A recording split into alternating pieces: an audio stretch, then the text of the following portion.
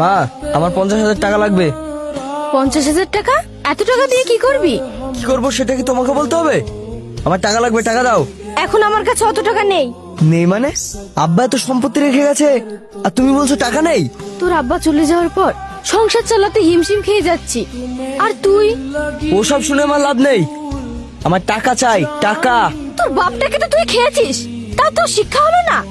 বুড়ো মানুষ মরে গেছে তো কি হয়েছে, একদিন না একদিন তো মরতে হতোই। সেলিম, একদম চুপ, আর একটা কথাও বলবি না। এই! মার, থেমে গেলি কেন? মার, তোর মতো ছেলের কাছে বাপ মায়ের কোনো দাম নেই। টাকা চাই, না হলে আমার ভাগে সম্পত্তি বুঝিয়ে দাও, না হলে এই বাড়িতে আমি কাউকে শান্তিতে থাকতে দেবো না, আগুন জ্বালিয়ে দেবো। তুই কি আমাকে হুমকি দিচ্ছিস?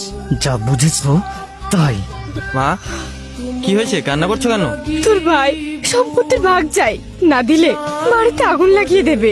আমি যাকে সবচেয়ে বেশি ভালোবেসেছি, আজ সেই ছেলে আমাকে ভয় দেখাচ্ছে, গায়ে হাত তুলতে যাচ্ছে।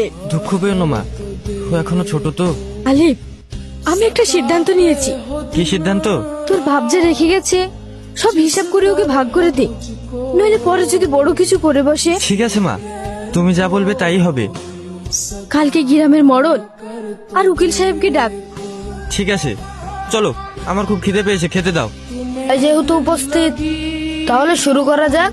মোড়ল মশাই, আমার ছোট ছেলে সেলিম তার আব্বার সম্পত্তির ভাগ চেয়েছে, তাই আপনাদের ডেকেছি। ঠিক আছে, সম্পত্তির যেসব কাগজপত্র আছে সেগুলো দিন। উকিল বাবু, কাগজগুলো দেখুন। মোড়ল মশাই, সম্পত্তির কাগজ দেখার কিছুই নেই।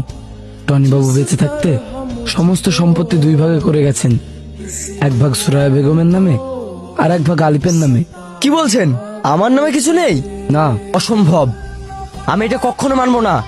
শান্ত হও সেলিম, আগে পুরো কথাটা শোনো। কয়েক মাস আগে, এবার বলুন টনি বাবু। শরীরটা ঠিক ভালো যাচ্ছে না, কখন কি হয়ে যায়, তাই সম্পত্তি সব হিসেব করে যেতে চাই।